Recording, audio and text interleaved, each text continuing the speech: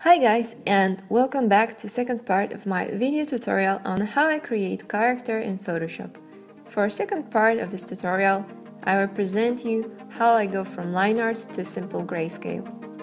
This drawing took me around 1 hour to complete, and this video is sped up 4 times. So let's begin with explaining what's going on the screen. Under the line art layer, I've made a shape of my character and filled it with gray gradient. I used dark value for the top and light value for the bottom. That way I get my value range for this character and I won't use more values than that. When I have that done, I will create new layer to paint on top and to stay inside the shape I've created initially. For my painting, I will start picking up values from my gradient. I am starting always with the face. I establish the light source. In this example, there is one simple light source pointing at our character. And in the end, I will also add rim light, but that one you will see at the end of this video. I am slowly painting on one layer, using dark values for shadows and lighter values for objects that are exposed to light. I am not using any reference for this. This is just a simple example. If I wanted to be precise, I would look for reference for materials like her clothing or hair.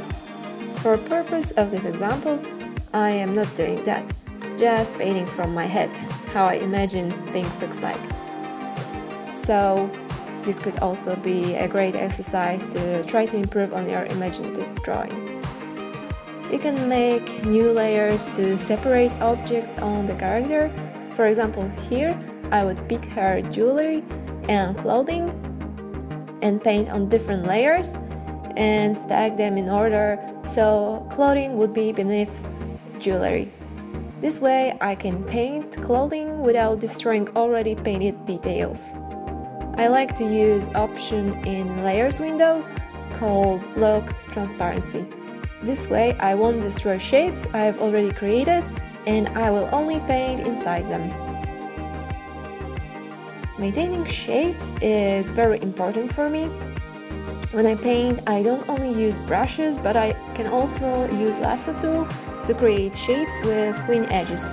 I recommend you to use selections or pen tool to keep your edges under control. So I think I've covered all basics for doing a grayscale rendering like this. There will be just more painting at this point. Like you see, rendering isn't tight, I keep it very loose for purpose of this exercise. If I want to make very polished piece, I will focus more on smoothing brush strokes. But for now it's totally not necessary.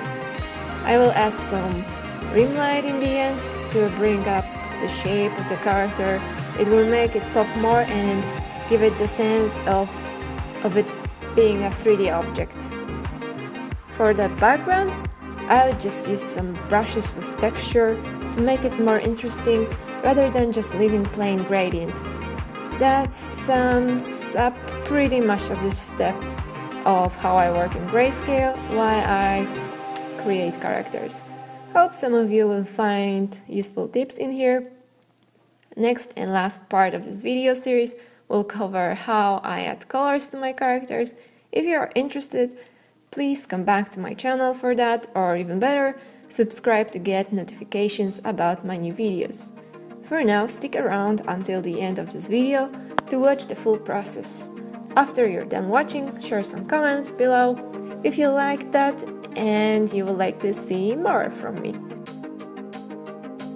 Enjoy the rest of the video and see you in the next part and the last part of this video series.